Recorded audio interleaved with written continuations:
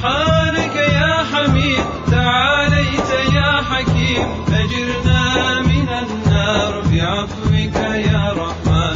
سبحانك يا مجيد تعاليت يا ملك أجرنا من النار بعفوك يا رحمن. بسم الله الرحمن الرحيم، والصلاة والسلام على أشرف خلقه وأنبيائه والمرسلين حبيب الله العالمين أبي القاسم محمد وآل بيته الطيبين الطاهرين المعصومين. اللهم صل على محمد وآل محمد. السلام عليكم liebe Geschwister أجمعين ورحمة الله تعالى وبركاته. Wir freuen uns, dass wir mal wieder zwischen euch hier in diesem heiligen Platz sein zu dürfen. Wir sind wirklich sehr glücklich, zwischen euch zu sein. Das ist wirklich ein sehr schönes Gefühl, wenn wir wissen, dass wir, die Liebenden von Ahlul Bayt uns immer wieder treffen dürfen, egal wie weit wir voneinander entfernt wohnen. Diese Arbeit, was wir leisten miteinander, ihr und wir alle inshallah, von Ali Muhammad sallallahu alaihi wasallam, wird gesehen. Allah subhanahu wa ta'ala, wenn er sagt, وَقُلْ عَمَلُوا فَسَيَرَ اللَّهُ عَمَلَكُمْ وَرَسُولُهُ الْمُؤْمِنُونَ. Das heißt, tut oder macht Allah und sein Gesandter sieht und die Gläubigen, dass der Prophet sallallahu alaihi wasallam unsere Werke sieht, dass wir seine Familie zum Wissen bringen, also in die Öffentlichkeit bringen, seine Familie bekannt machen, die wirklich fremd unter ihrer Umgebung ist. Der wird das natürlich nicht vernachlässigen, Yom al-Qiyamah. Wenn wir uns gegenseitig einladen zu dem Geburtstag von Fatima salamullah alaiha, wir dabei wissen, dass Fatima salamullah alaiha alles gegeben hat für diese Umma, sodass man an ihren Vater glaubt, sodass man an den wahren Tawhid glaubt. Wenn wir das tun für sie, wir gehen davon aus, dass sie uns nicht ins Stich lässt, wobei auch wir wissen, dass sie Fatima ist. Wir haben, wie ihr wisst, diesen Namen ausgesucht, Al-Batur, weil auch Al-Batur unter vielen Muslimen unbekannt war. Wir haben natürlich damit angefangen, weil die Botschaft fängt auch damit an. Rasulullah sallallahu alaihi wasallam, als er alle Mittel verloren hat, als Hilfe, fand er in Fatima salamullah alaiha jedes Mittel, jede Art von Hilfe. Sie war für ihn als Mutter, als Tochter, als ein Beistand, eine Person, die ihn getröstet hat. Sie war das Glück für ihn, indem Allah subhanahu wa ta'ala sagte zu ihm, zu Rasulullah sallallahu alaihi wasallam, وَلَسَوْفَ يُعْطِيكَ رَبُّكَ فَتَرْضَى, und indem er ihm sagt, إِنَّ أَعْطَيْنَاكَ الْكَوْثَرَ فَصَلِّ لِرَبِّكَ وَانْحَرْ إِنَّ شَانِئَكَ هُوَ الْأَبْتَرُ. Das heißt, Allah subhanahu wa ta'ala mischt sich ein, wenn sich jemand mit Muhammad sallallahu alaihi wasallam streitet, und erklärt uns, was für ein Geschenk er uns gibt, als Kauthar für Rasulullah sallallahu alaihi wasallam, sodass er stolz auf sie wird. Sodass sie auch Ali a.s., Ali al-Murtada, an Allah subhanahu wa ta'ala bekommen hat, als Ehemann. Das heißt, sie war eine Zufriedenstellung für ihren Vater, sie war eine Zufriedenstellung für ihren Mann, und sie ist für uns die Hoffnung für das Gegenwart und für die Zukunft. Diese Frau ist die Quelle der Imame, die Mutter der Imame. Der Wunsch oder die Wünsche der Propheten, dass sie diese Quelle ist, haben wir, Alhamdulillah, sie angenommen als eine einzige Frau unter Ahlul Bayt al-Ma'sumin, dass sie diese Rolle genommen hat von Rasulullah sallallahu alaihi wasallam, die Botschaft weiter zu verkünden durch ihre Tränen, die Botschaft weiter zu verkünden durch ihre Reaktionen. Wir dürfen nichts verheimlichen, vor allem die Qualen von dieser Frau, die Wahrheit, wie sie gestorben ist. Wir dürfen nicht, also gar keine Beziehungen bauen auf Kosten von Ali Muhammad sallallahu alaihi wasallam. Wir leben in einer Zeit, wo die Taqiyya überhaupt nicht mehr nötig ist. Wir sind in einer Zeit, wo der Stolz hinter uns brennt, wobei wir immer unterdrückt waren. Was hat das dazu geführt, dass wir diese Zeit erreicht haben? Bruder Amir hat von zwei Dingen geredet. Ich werde etwas davon erwähnen, inshallah. Ich habe mich natürlich nicht vorbereitet, einen Vortrag zu halten, sondern ich dachte, dass wir uns abfragen werden, uns kritisieren, verbessern, dass wir inshallah weitere Schritte begehen können. Aber schadet nicht, denn Muhammad sallallahu alaihi wasallam sagt, Zayyinu majalisakum bi dhikri Ali sallallahu alaihi. Und ich denke, Ali alaihi salam wird glücklich und wir machen seinen Namen oder unsere Sitzungen durch seinen Namen Schmuck, indem wir auch den ganzen Weg darstellen von Ali Muhammad sallallahu alaihi wasallam.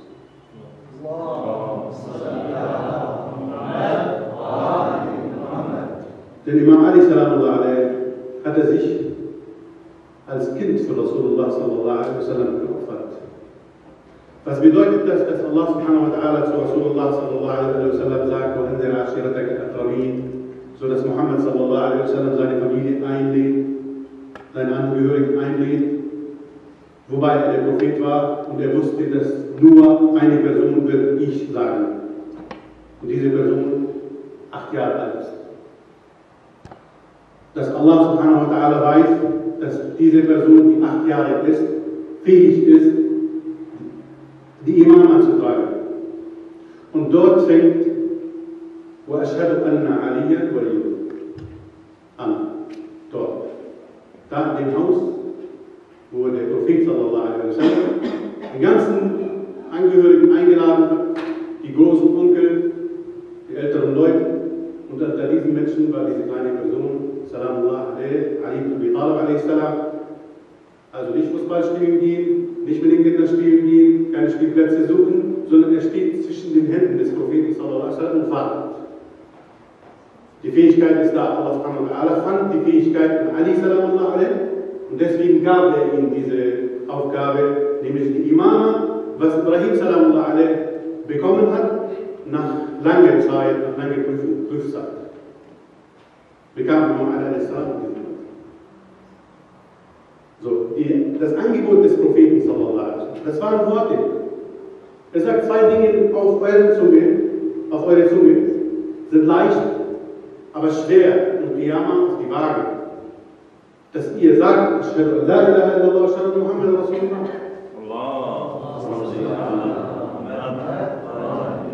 Das war so 2 Worte sind das nur. Guck mal, was das Wort macht, dass diese Menschen so schwach geworden sind gegenüber diese kleinen Worte, die sie, also leicht auszusprechen, sollen sie nur aussprechen.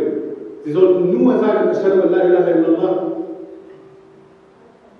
Die Bereitschaft war nicht da. Die befand sich bei Ali a.s. Und er fragte, wer ist von euch oder wer ist unter euch bereit, mir Beistand zu leisten, mir zu helfen?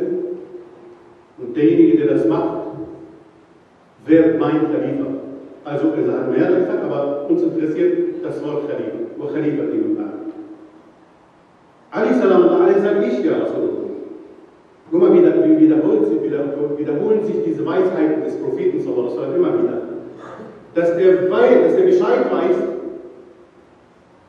als Prophet, dass Ali sallallahu alaihi damit gemeint war.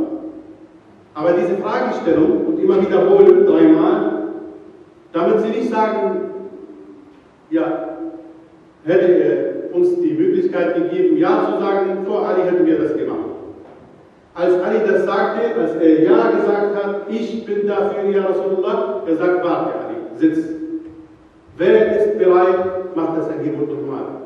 Und wenn man merkt, wenn man vergleicht, in Khandaq hat er nochmal auch 3 Mal gesagt, wer ist bereit, gegen unsere Armee zu kämpfen? Ali a.s. sagt ich aus. Das zweite Mal, das dritte Mal. Chance geben, die Möglichkeit geben, weil diese Menschen sind frei erschaffen, sodass sie sich frei entscheiden. Und Allah sagt, Allah subhanahu wa ta'ala hindert an niemanden, bis er sich selbst ändert. Das heißt, sie haben die Möglichkeit gehabt, sich zu ändern, indem sie die Worte des Wahrhaftigen, des Glaubwürdigen zu hören. Muhammad sallallahu alaihi wasallam. Ali a.s. sagt ich ja was. Was sagt Muhammad sallallahu alaihi wasallam? Hier ist die Wilaya. Hier ist die Führung. Bei der Anfang der Botschaft waren 2 Angebote und die Wilaya war in einer Art Formulierung. Er sagt 2 kleine Angebote, leicht auf der Zunge, schwer in der Waage. Als Ali a.s. sagt, ich bin dafür, ja Rasulullah, ich helfe dir, ja Rasulullah, er hat an die Botschaft geglaubt. Ich glaube, dass der Prophet Muhammad sallallahu alaihi wasallam ist der Gesandte Gottes. Und ich glaube, dass es nur einen Gott gibt. Heutzutage sagen sie, der erste Junge, der zum Islam übergetreten ist, war Ali a.s. Das ist schwer zu sagen, der erste Mensch.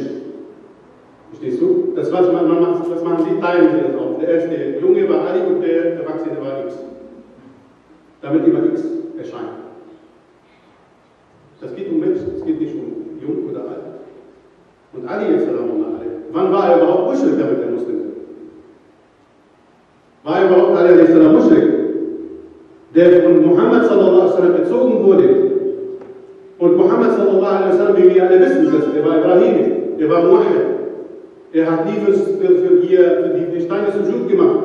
Und Ali a.s., wenn er 8 Jahre alt ist, sagt, ich glaube, dass du der Prophet Gottes bist.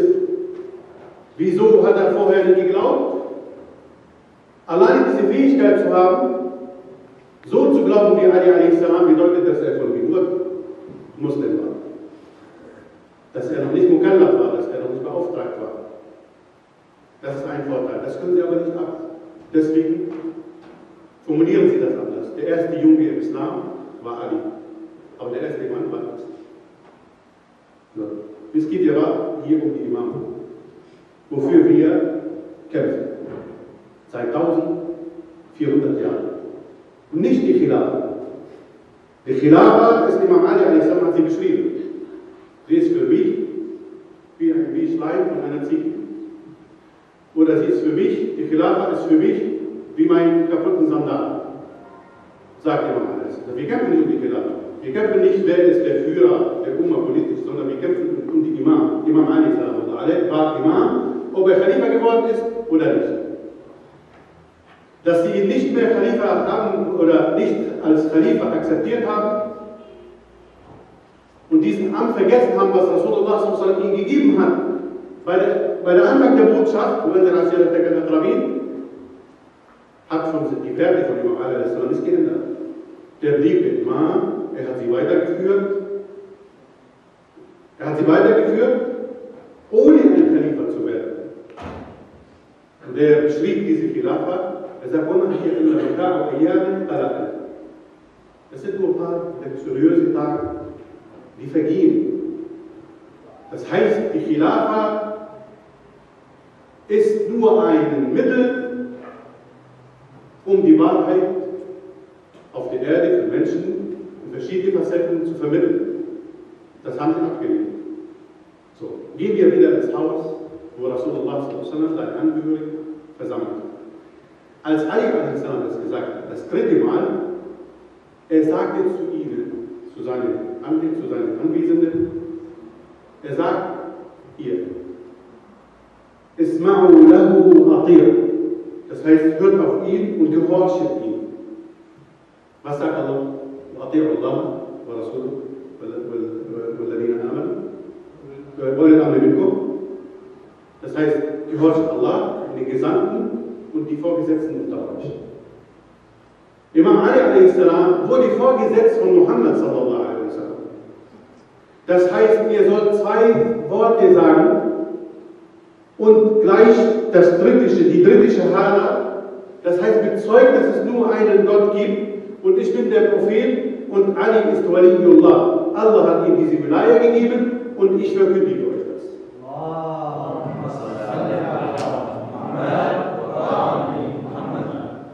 Aber was sind das für also die seit 1400 Jahren sowas hören und nicht bekehrt werden? Was sind das für Uhren? Die Frage, die noch besser ist, was ist das für eine Hoffnung, die wir haben, dass wir seit 1200 Jahren auf einen Imam warten? Und die Hoffnung wird immer größer. Und jeden Tag sagen wir, Ma'ashim, Barajahum. Jeden Tag, Labbaika ya Mahdi, Adakna ya Mahdi. Der wird erscheinen. Wir warten. Unsere Hoffnung wird nicht kleiner, es wird immer größer. Was ist das für ein Trauer, das seit 1400 Jahren stattgefunden hat und hört nicht auf? Wir trauern noch mehr und wir weinen noch mehr und wir werden immer mehr. Was ist das für eine Masse, die durch das Töten nicht kleiner wird, sondern dehnt sich aus? Ich töte dich und du wirst mehr. Ich schlage dich und du wirst stärker. Was ist das? Wenn das keine Wunder ist, was ist das denn überhaupt? Jeder Mensch wird schlechter, aber ihr werdet besser. Das heißt, man wird immer ruhiger. Wir werden immer aufgeregter. Jeder Ashura sind wir heißer. Jeder Ghadir, Eid al-Ghadir, freuen wir uns mehr. Bruder Zain al-Abidin hat heute gesagt, dass einige Vereine in Deutschland arbeiten für Eid al-Ghadir das ganze Jahr, machen sie Vorbereitungen, sodass man sich freut über Ali Salamullah alayhi. Wisst ihr, wer der erste Eid al-Ghadir gefeiert hat? Das hört ihr vielleicht zum ersten Mal.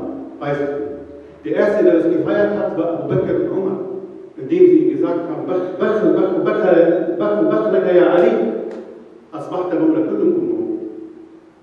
Das heißt, gratuliere dir, O Ali, das ist ein Feier. Die haben gefeiert. Der erste, der das gefeiert hat, war Abu Bakr und Umar. Das heißt, wer sagt, dass Eid al-Ghadir feiern ist eine Bid'a, beleidigt die Sahaba. Und wir dürfen das nicht zulassen. Da wirklich, also die haben ihn gratuliert, das ist eine Art Feier.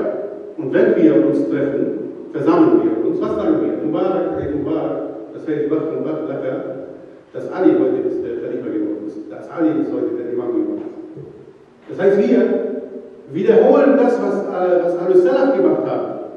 Wir haben nichts, was wir tun. Alles, was wir ausüben in unserem täglichen Leben, hat mit Salaf zu tun. Das heißt, die Salafi sind wir. Die Leute, die Ahlus-Salaf und Salih folgen, sind wir. Die Ahlus-Sunnah sind wir. Und die Schia sind wir. Das heißt, wir haben alles.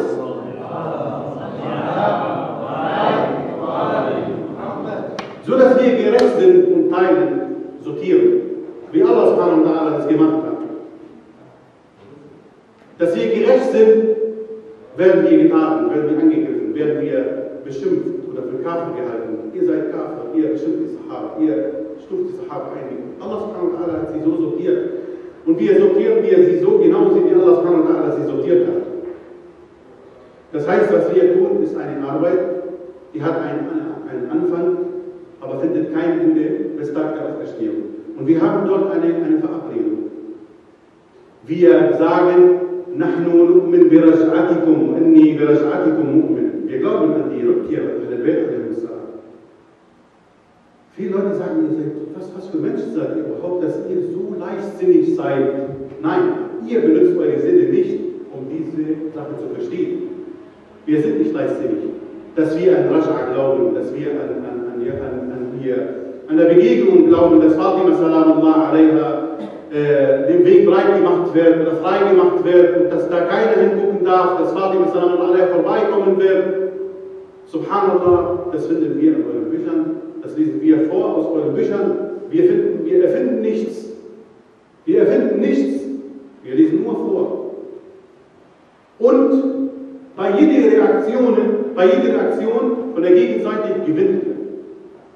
Und bei jeder Reaktion von der Gegenseite entweder sie gewinnen, indem sie das glauben, was ihr sagt, oder sie verlieren indem sie das ablehnen, was ihr von ihren Büchern vorliest. Wisst ihr, ich habe 24 Jahre mich mit der Sache beschäftigt. Ich habe nicht ein einziges schiitisches Buch bei mir zu Hause gehabt. Ich bin ein praktischer Schia durch sunnitische Bücher geworden.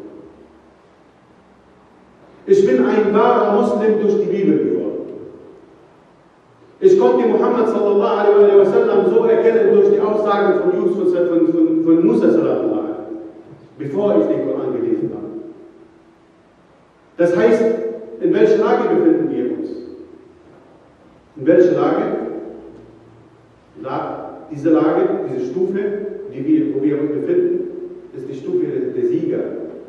Die Sieger, die Allah subhanahu wa ta'ala auserwählt hat, indem er gesagt hat, إنما وليكم الله ورسوله والذين آمنوا ومن يتولى الله ورسوله والذين آمنوا فإن حزب الله هم الغالبون. Das heißt, ihr seid die Gewinner. Warum? Weil ihr gehorcht Allah subhanahu wa ta'ala und ihr habt die Wali anerkannt, wobei seine engsten Verwandten ihn abgelehnt haben. Wir lehnen die engsten Verwandten von Imam Ali a.s. ab, weil sie ihn abgelehnt haben, und wir folgen den weitesten Freunden von Imam Ali a.s. Derjenige, der ihm gefolgt hat, dem ist Salman Farsi, nur weil er ihm gefolgt hat. Das heißt, die Beziehung zu Ali salamullah hat mit Blut nichts zu tun. Das heißt, wenn ich Sayyid bin oder nicht, mit vollem Respekt zu Sayyid, wenn meine Daten, meine Herkunft und mein Prinzip oder meine Entstehung nicht entsprechen, dann bin ich kein Sayyid. Dann bin ich nur ein Angeber, dass ich ein Sayyid bin. Salman al-Farisi, er hat die höchste Stufe erreicht, was ein Mensch in der Zeit des Propheten sallallahu alaihi wasallam erreichen konnte, nämlich die Stelle von Ahlul Bayt. Salman min Ahlul Bayt. Das heißt, egal wie viel ihr Salman liebt, wir lieben Salman. Wir lieben Salman so weit, wie er uns selbst lieben. Das heißt, er ist Ahlul Bayt, nannte Muhammad sallallahu alaihi wasallam. Dieser Wunder von Muhammad sallallahu alaihi wasallam, diese Vorhersage von Salman sallallahu alaihi, auf Füßen oder über Salman, befindet sich in Sahih Bukhari. Als der Vers gekommen ist,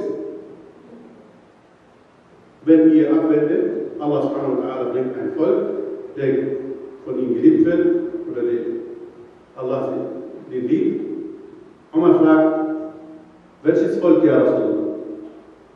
Macht er seine Hand auf Salman und sagt, wenn die Religion zwischen Himmel und Erde so ungefähr hängt, werden Männer von diesem Mann zurückholen.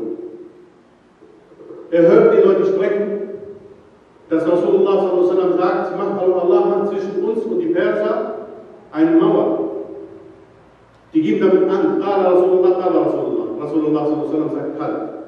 Sie sayurdukum ala din, kama badaktumuhu awwal. Sie werden euch zu den Glauben wieder zurückführen, so wie ihr mit ihnen angefangen habt.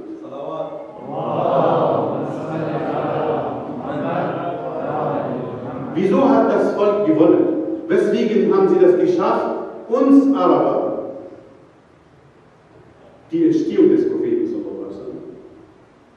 Der Prophet ist aus unserer Mitte herausgekommen, aber wir haben ihn nicht gelassen. Wir konnten wirklich so einen Schatz nicht bewerten. Richtig bewerten konnten wir das nicht. Und Allah hat uns gewarnt, wenn ihr euch abwendet, kommt ein anderes Volk. Warum ein anderes Volk? Wovon abwenden? Wenn wir Ahlul Bayt ins Stich lassen, dann sind wir gar keine Menschen mehr. Nicht Muslim, wir sind keine Menschen. Weil die Darstellung des Islams ist die wahre Glaube. Allah subhanahu wa ta'ala sagt, inna khalaqna al-insana fi ahsani taqwim, thumma radadnahu asfala safilin. Das heißt, wir haben den Menschen in der besten Form erschaffen und dann haben wir ihn in der letzten Form zurückgesetzt. Warum? Deswegen, durch die Tat.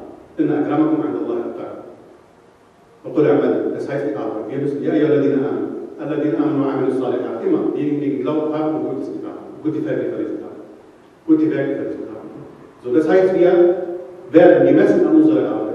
Salman hat das geschafft, so ein Ausländer zwischen den Arabern, hat das geschafft, Ahlul Bayt a.s. zu begreifen.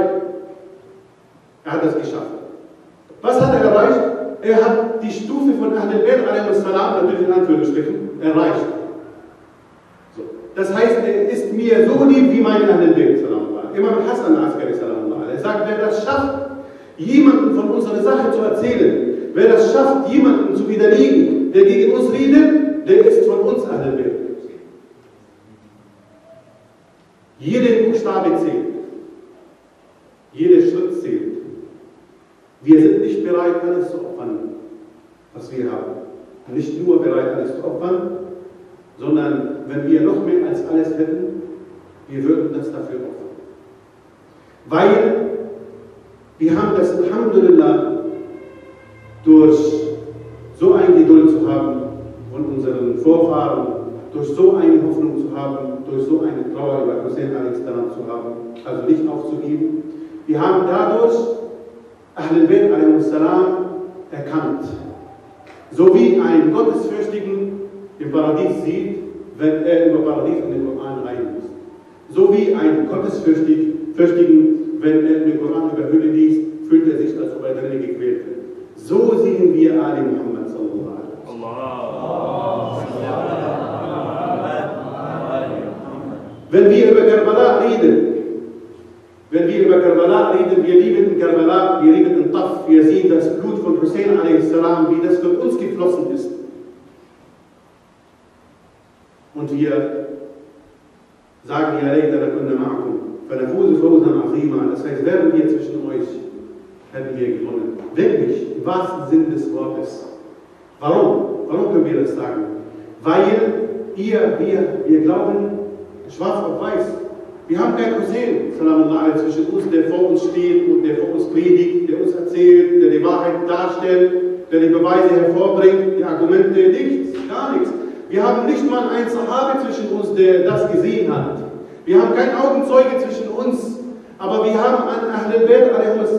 so geglaubt, als ob wir zwischen denen sind, weil sie in unserem Herzen sich befinden. Die befinden sich in unserem Herzen. Wir sehen Ali Muhammad sallallahu alaihi wasallam. Ich schwöre es euch. Ich schwöre bei Allah, dass wenn wir über Fatima sallallahu alaihi reden, Fatima ist zwischen uns. Wenn wir über Hussein sallallahu alaihi dieses Kopf vom Körper trennen, das ist die Materie. Das ist ein Symbol. Hat sich ergeben damals. Wenn wir uns daran erinnern, an diese Opferbereitschaft von Imam Hussein a.s., wir reden nicht darüber, damit wir darüber weinen, nur. Wir weinen darüber, weil das Weinen Sauer bringt, weil das Weinen Lohn von Allah subhanahu wa ta'ala bringt. Aber nicht nur deswegen weinen wir und nicht nur deswegen reden wir darüber, weil das Leben liegt in dem Blut von Hussein a.s. Nicht ist Hussein a.s. durch das Schwert gestorben, nein. Hussein a.s. hat geliebt, indem er gestorben ist. Hat geliebt, indem er gestorben ist. Aber wie viele Schiiten begreifen das, dass Hussein a.s. nicht gestorben ist? Derjenige, der gestorben ist, ist Yazid.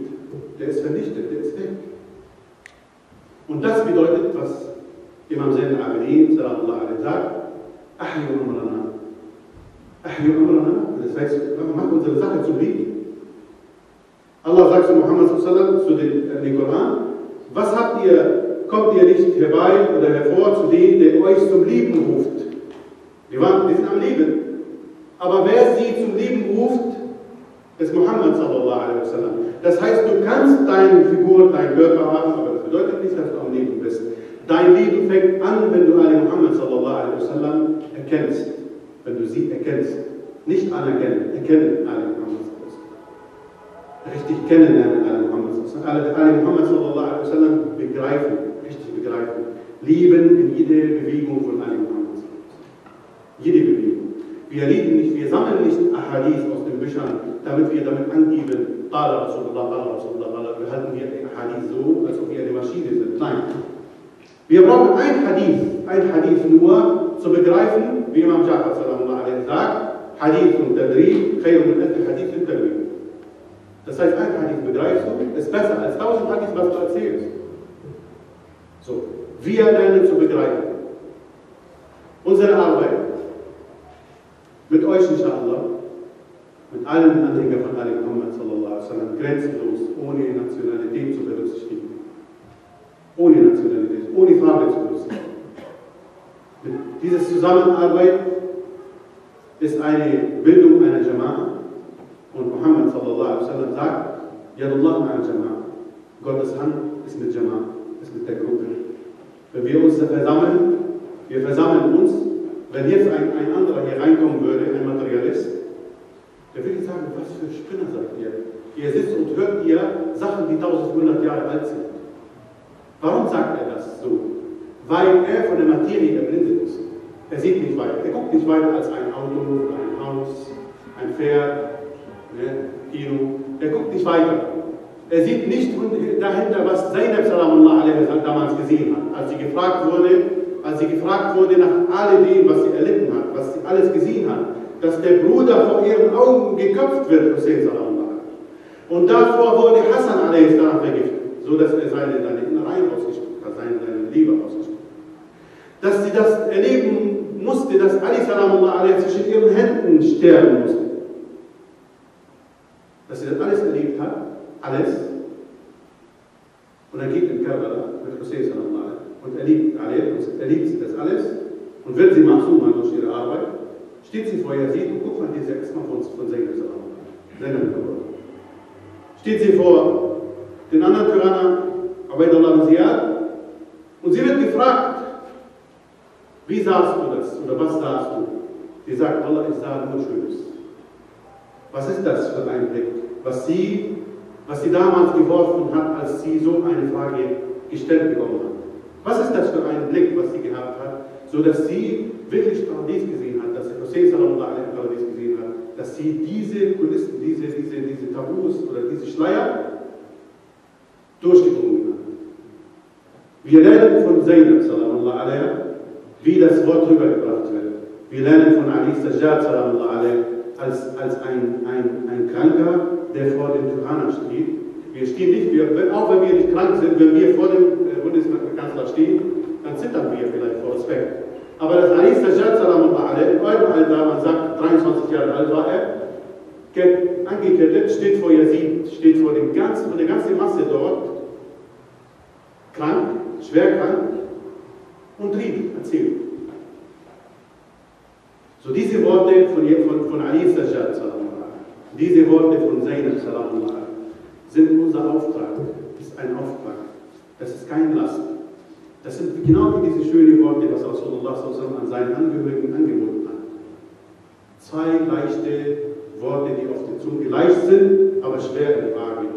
Das, was er angeboten hat, befindet sich in den Werken von Ali Muhammad sallallahu alaihi.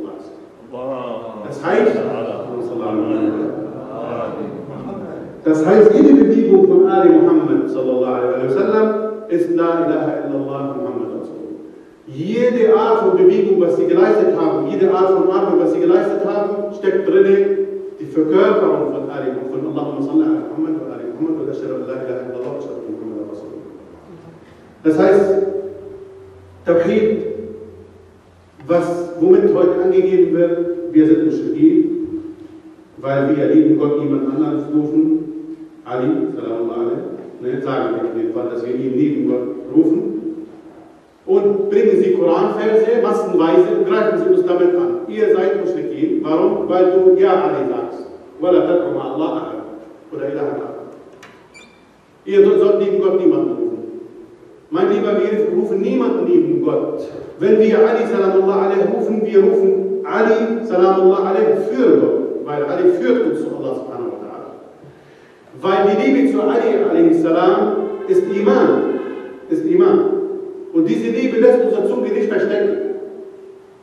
Wir reagieren, wir zeigen unsere Gefühle und wir rufen Ali sallallahu alaihi. Du sollst uns nicht belehren mit Tawhid. Tawhid ist Ali sallallahu alaihi.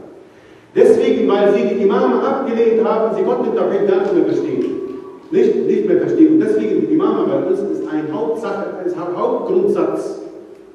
Die Imama ist die Führung, die Einführung ist die Erklärung für Tawhid. Die Imama ist die Erklärung für Nubuwa. Die Imama ist die Erklärung für Adl. Die Imama ist die Erklärung für die Auferstehung.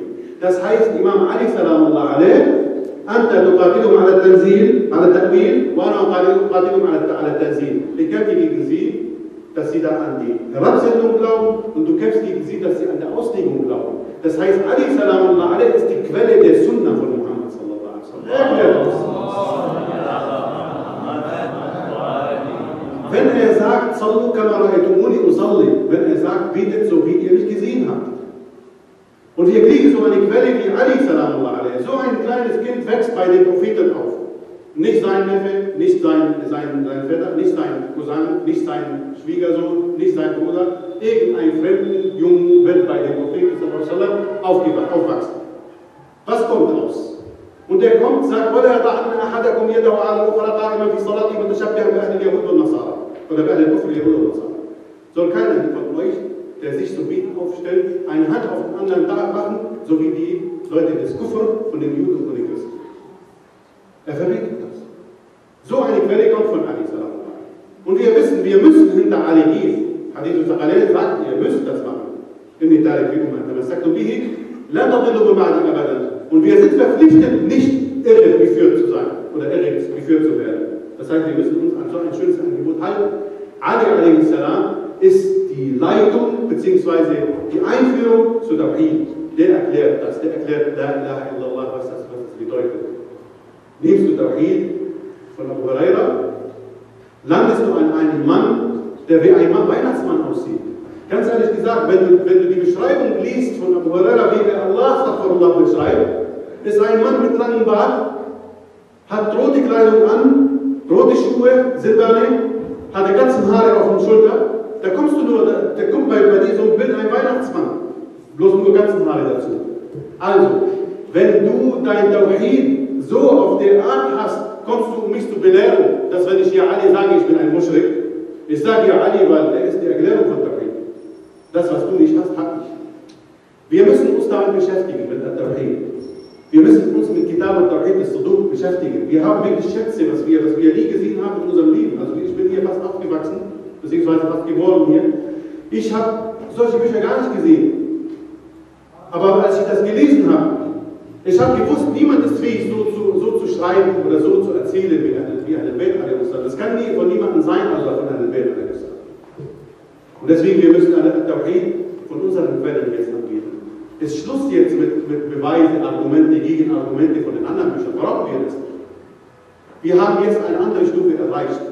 Wir haben eine Stufe erreicht, wo wir unsere Bücher jetzt vorliegen dürfen und nicht mehr sagen, das ist 3/4 davon ist verfälscht oder gelogen und das darf ich nicht glauben, weil was weiß ich. Das brauchen wir nicht. Sie haben noch viel schlimmer als das, was in unseren Werken sich befindet.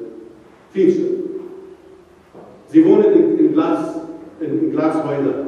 Und sie schmeißen uns mit schweren Steinen. Aber glauben wir, diese Steine sind für uns wie Watte geworden.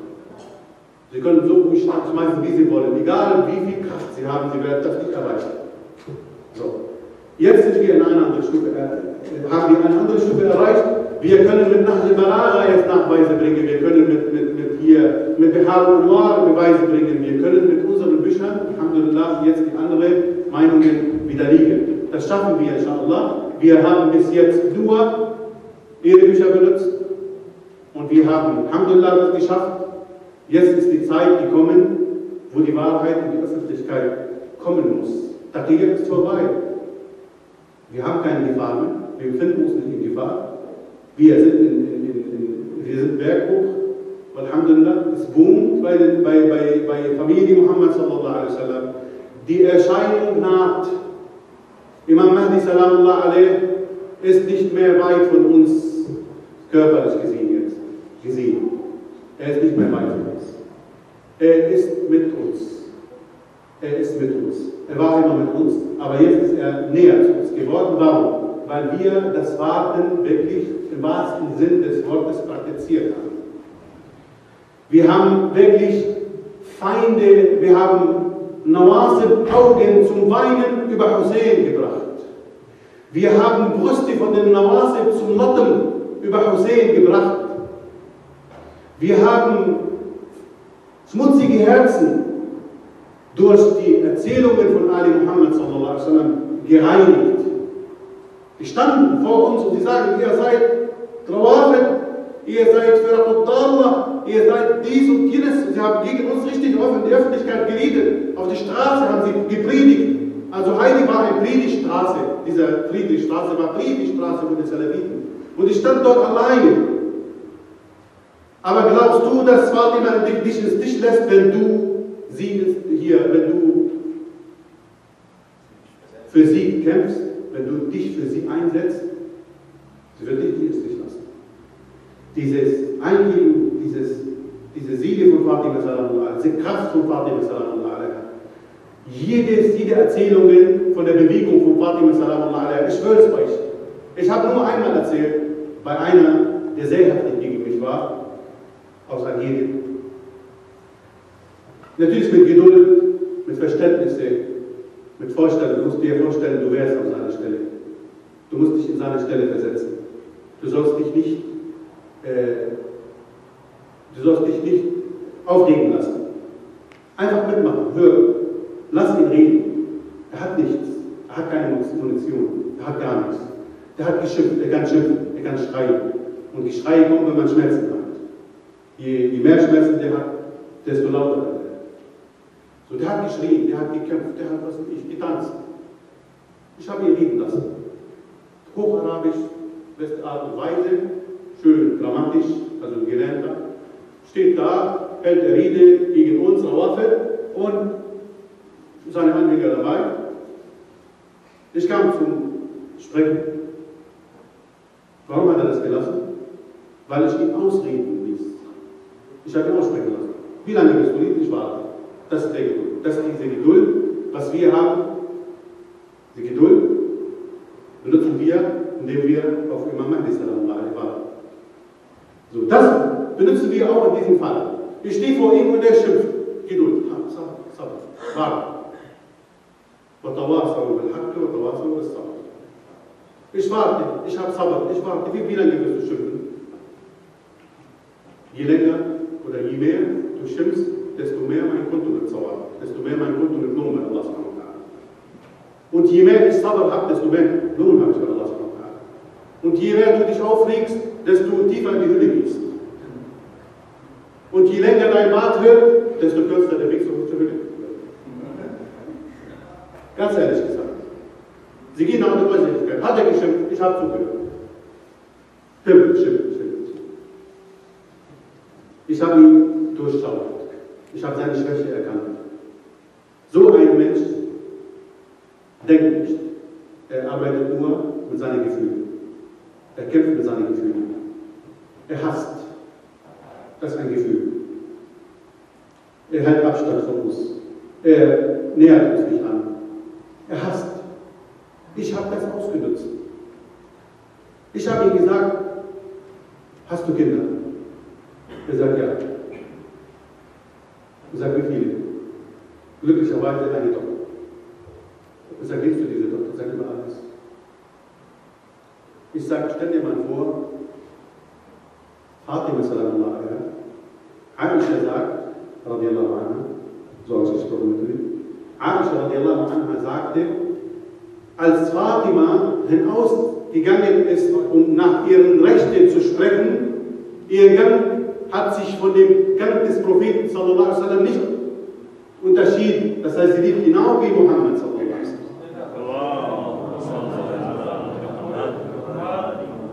Aisha sagt, aber radiallahu anha habe ich gesagt, hat sich am ähnlichsten zu Muhammad sallallahu alaihi wasallam gezeigt. Die ähnlichste Person zu Muhammad sallallahu alaihi wasallam war Fatima sallallahu alaihi wasallam. Niemand war so ähnlich wie Rasulullah, wie außer Fatima alaihi wasallam, wie Fatima alaihi wasallam. Nicht so, niemand war so ähnlich wie Fatima sallallahu alaihi wasallam zu Muhammad sallallahu alaihi wasallam. Ich sage, guck mal, dieses Beispiel, so eine ähnliche Person, wie dein Prophet, wird geschlagen.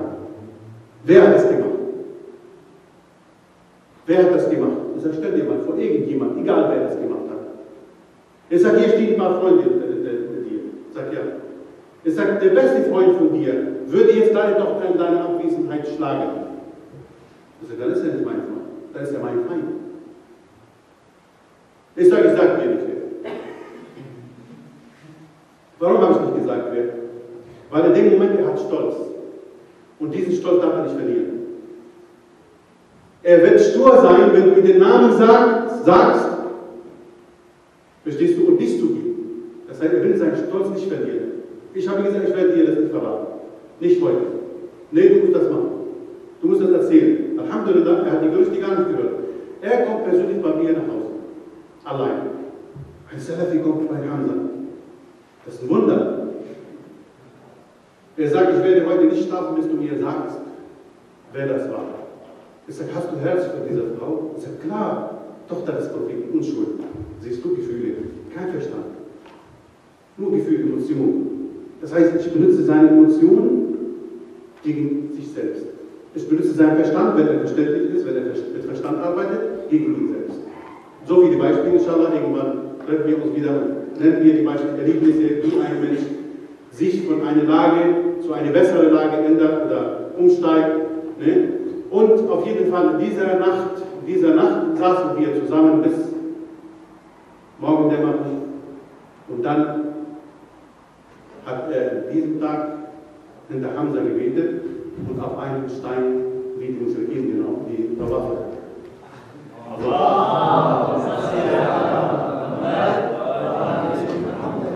Er sagt, ich muss dir was mitteilen, ich habe die Abschiebung gekriegt. Und ich werde nie schlafen.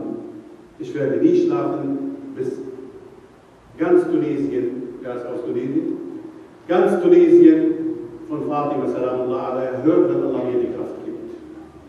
Das heißt, der Gang von Fatima, die Bewegung von Fatima Salamullah alaiha, ist eine Rechtsleitung. Bewegung, nur gelaufen, sie ist gegangen. Annat Fatima Salamullah alaiha, will ich sagen, dass als sie an der Bühne gegangen ist, wurde Schleier zwischen ihr und den Anwesenden gezogen und sie hat Anna gemacht. Annat Anna. Was sagt sie? Alleine diese Beschreibung von Fatima Salamullah. Alleine wie sie gestanden ist, dort und Zainab als kleines Mädchen, Hand in Hand und redet mit den Arabern, mit den Menschen, mit den Männern. Ayyuhan Nas, sie redet mit diesen Menschen. Ich bitte euch, wenn ihr diese Sachen benutzt, denkt darüber nach genau. Stellt euch das vor. Bringt euch selber zum Leben, indem ihr euch das vorstellt. Liebt mit Ali Muhammad sallallahu alaihi wasallam, als ob sie wirklich zwischen uns wären. Sie sind zwischen uns. Denkt an die Tür von Fatima sallallahu, an der Gegend von Fatima, an die Straße, wo Fatima sallallahu gelebt hat. Denkt mal an den Eimann, die Imam Ali a.s. in seinen Händen getragen hat, um seine Kinder zu füttern, um seine Kinder zu ernähren bei den Juden. Und kommen sie nicht zum Fastenbrechen, weil sie das, was sie gelebt haben, gespendet haben. Kleine Imame, zwei kleine Imame, Hassan Hussein spenden ihr Essen, nachdem sie gefastet haben, an den Armen, an den Häftlingen, an den Freigelaufenen oder so. Auf jeden Fall, daraus lernen wir, das ist die Weisheit. Ich sage euch, wir haben Schätze ohne Ende. Wir brauchen nicht so viele Bücher. Ich schwöre bei Allah subhanahu wa ta'ala, dass die meisten, die zum Schiitentum übergetreten sind übergetreten, ohne irgendeinen Beweis zu sehen. Also keine Bücher gezeigt und nichts. Die meisten, sagen wir 80% von denen, sind sie vom Schiiten zum Sunni, von anderen Seiten zu dem Schiitentum übergetreten. Christen von ihrer Kirche in die Schiitentum übergetreten. Sikh, also aus Indien, die heftigsten, strengen Menschen auf der Erde sind die Sikhs, was ihren Glauben angeht. Sie sind übergetreten von ihren Sikh in den Islam, in den Schiitentum. Wodurch? Dadurch, dass du das, was du vorstellst, das, was du erzählst, kommt aus deinem Herzen, weil du selber daran glaubst. Ihr kennt das Sprichwort bei den Deutschen, die sie sagen, du glaubst selber nicht, was du sagst. Das darfst du wohl selber nicht sagen. Ihr merkt das, wenn du nicht ehrlich bist, kommt so raus, sodass das vielleicht kurz vor den Ohren steht. Sodass er nur das hört. Er hört nur irgendein Geräusch von dir. Deswegen glaubt er nicht. Ich sage euch, es gab Menschen, die wirklich die schlimmsten Fragen gestellt haben. Und darauf müssen wir antworten können. Weswegen lässt Allah oder Gott, wenn es ihn gäbe? Weswegen lässt er Kinder sterben? Weswegen lässt Armut auf die Erde? Deswegen lässt Erdbeben, Tsunami, deswegen sterben unschuldige Menschen, Kriege, wenn er es ihm gegeben hat. Das muss eine Antwort. Die brauchen eine Antwort. Diese Menschen fragen, die brauchen eine Antwort. Diese Menschen sind, also einige davon, 2, die waren sehr schlimm, also meine Ex-Arbeitskollegen, sie sind, alhamdulillah, die besten Brüder unter den Schiiten geworden. Dass so ein, der den Alkohol nie einen Tag verlassen hat, dass so ein, der Frühstück, Schwein, Mittag Schwein, Naschen, Haribo Schwein und abends Schwein, Alkohol, alles was du möchtest, hat er gemacht. Der wird kommen, nur um ein paar Worte zu hören. Wir haben uns vor 3 Tagen getroffen. Vor 3 Tagen getroffen, er hat geweint über eine Geschichte, die sich in dem Koran befindet, über die Gerechtigkeit Gottes, weswegen solche Sachen sich heute zeigen, dass Menschen scheinunschuldige Menschen sterben, Kinder sterben und so weiter. Allein, dass er das gewusst hat, das ist die Gerechtigkeit Gottes für sich, dass er uns die Entscheidung überlassen hat, weil er dem Teufel sein Recht gegeben hat, weil der Teufel ihm gedient hat. Deswegen hat er geweint. Er sagt, dass Allah gibt Chance für den Teufel. Er gibt ihm sein Recht. Und er überlässt uns die Entscheidung, ob wir hinter ihm gehen oder nicht. Und wenn wir hinter ihm gehen, verlieren wir unsere Kinder, verlieren wir unser Vermögen, verlieren wir das und das und das. Das habe ich nie dran gedacht. Wirklich, ich war zwar Muslim geworden, durch andere Beweise, aber ich war noch nicht sicher wie heute.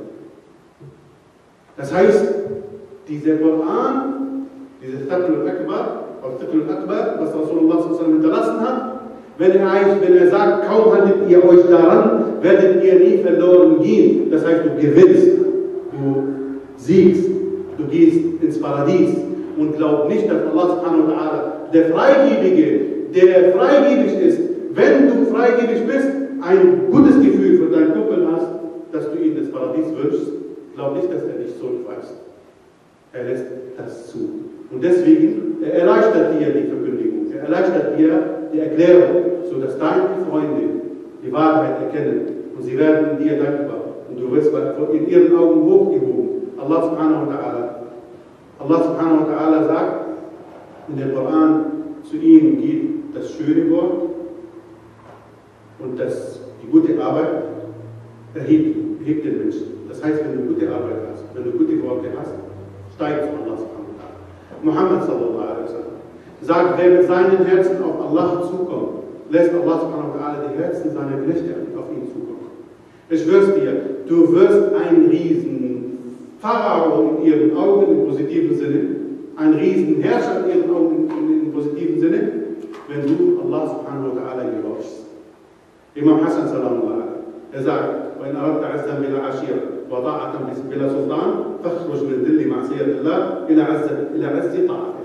Das heißt, wenn du eine Herrschaft gewinnst, ohne Zugehörigkeit, ohne Familie und Haiba bila Sultan, Macht, also ohne eine tatsächliche Macht zu haben, ohne Kohle auf dem Kopf zu haben, dann sollst du aus der Erniedrigung der Sünde Allah gegenüber in den Stolz der Erniedrigung Allah gegenüber. Das heißt, du sollst dich vor Allah subhanahu wa ta'ala, nur vor Allah subhanahu wa ta'ala demütigen. Du sollst dich nur vor Allah subhanahu wa ta'ala dich klein machen. Vor den anderen musst du das nicht. Darfst du das nicht. Nicht musst du nicht. Darfst du nicht. Du darfst nicht klein gegenüber den anderen werden. Ahlul Bayt a.s. haben alles ausgegeben, was sie hatten, haben alles geopfert, damit eure Köpfe hoch bleiben. Damit du sagst, ich bin Schia. Damit du sagst, ich bin für Ali Muhammad. Damit du die Barat aussprichst.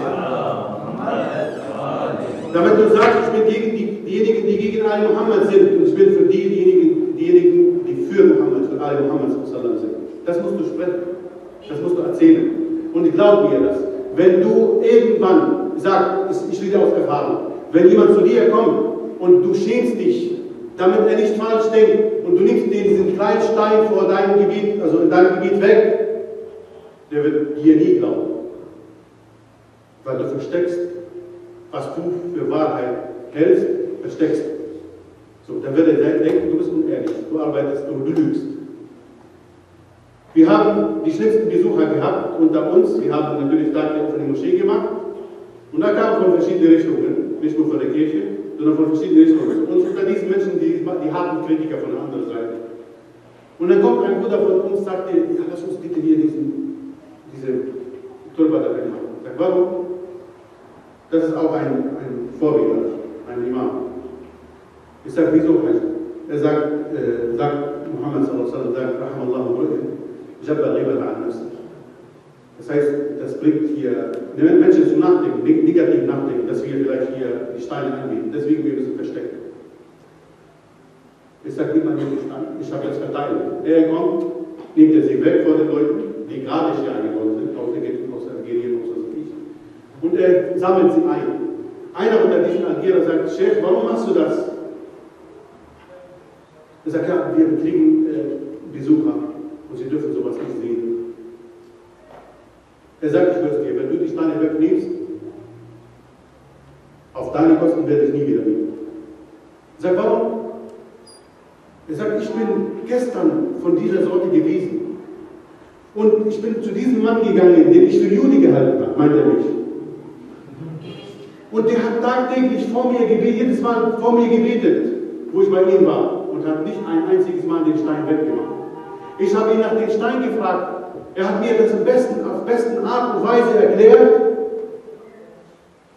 dass ich da an den Schiitentum geglaubt habe, an das Schiitentum geglaubt habe. Das heißt, durch diesen Stein bin ich Schia geworden. Und du bist das ist ein Grund, Menschen Schia zu machen. Das ist ein Grund zu fragen, weswegen macht ihr das? Aber wenn du versteckst, dann wird er denken, dass du daran glaubst, dass du den Stein anbietest. Das heißt, ganz ehrlich und offen mit den anderen leben, natürlich lieben lassen und lieben, eure Religion ausleben, euch so verhalten Allah gegenüber, ne, und betrachtet niemanden, der neben euch steht, auf Kosten von Ali Muhammad, auf Kosten von der Religion Gottes. Weil wir glauben, der Sirat al-Mustaqim ist das, was wir haben. Und nicht nur wir glauben, wir wissen. Wir wissen, dass dieser Weg ist der Sirat al-Mustaqim zu Allah subhanahu wa ta'ala. Der führt uns ins Paradies. Wir dürfen nicht handeln damit. Überhaupt, es gibt keinen Handel. Es gibt keinen, also darüber nicht zu streiten und nicht zu sprechen, dass wir irgendwas verstecken aufgrund dessen, dass sie uns nicht falsch verstehen. Nein. Weil das eine Wahrheit ist, hat eine Pflicht, diese Wahrheit, diese Menschen festzuhalten. Das heißt, weil ich daran glaube und ich weiß, dass das eine Wahrheit ist, wenn ich das verstecke, dann verstehe ich Allah falsch. Allah hat nirgendwo gesagt, betest du, wenn du alleine so und wenn du mit dem anderen betest du anders. Nein, ich bete so, ich bete jeden Tag und ich bin ehrlich mit den Menschen und wegen dieser Ehrlichkeit. Es gibt nur einen jetzt in Heiden, unter den Algierer, der nicht Schia geworden ist. Aber was sagt er? Er sagt, ich schwöre es dir bei Allah. Du bist mir am liebsten, zu meinem Herzen bist du der Einzige, den ich so liebe. Aber schade, du bist erschienen.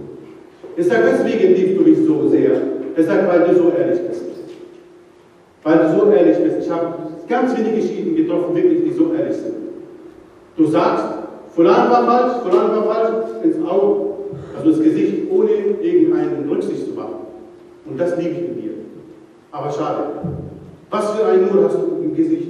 Wie sieht ihr denn alle aus? MashaAllah, wie die Sahaba, sagte er damals. Aber leider, ihr seid Schiiten. Leider, ihr seid Schiiten. So, das ist der Einzige, der nicht Schia geworden ist. Aber ich sag's dir, ich schwöre auf Koran, sein Herz ist Schia. Seine Überzeugung ist Schia. Aber sein Pharaon ist groß. Viel größer als er, dass er es zugibt. Aber eines Tages kommt, inshallah, und ich teile euch das mit, dass der Letzte unter denen Schia geworden ist. Also tatsächlich und theoretisch. Wassalatu ala Muhammad wa ala Muhammad.